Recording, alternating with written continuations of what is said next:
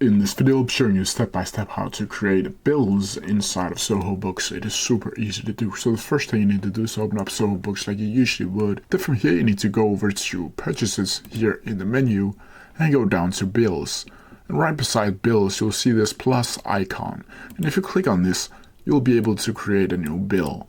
Then from here, you need to add in your vendor name. And you can choose from all of your customers that you have previously made.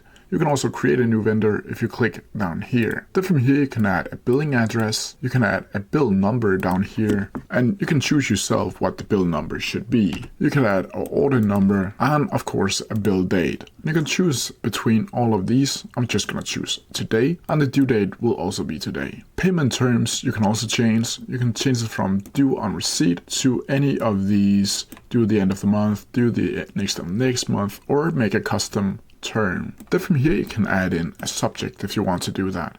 You need to make sure that the subject is within 250 characters. Then from here you can change the text exclusive to text inclusive if you want to do that, and you can add transition level or change it to add line item. Then from here you can add the item details of the bill.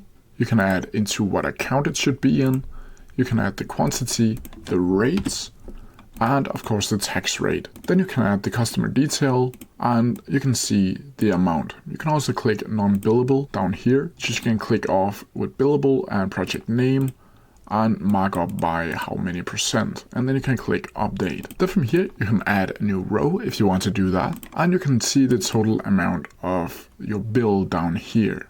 You will also be able to add in a discount and add adjustments down here. Then from here you can add in notes for the bill, and you can attach files to this specific bill. Then from here, when you're done, you can save as open, and when you do that you can see the bill has been created, and that's how you do it. If you have any questions about it, please leave them down in the comment section below and I'll try my best to answer them as quickly as possible.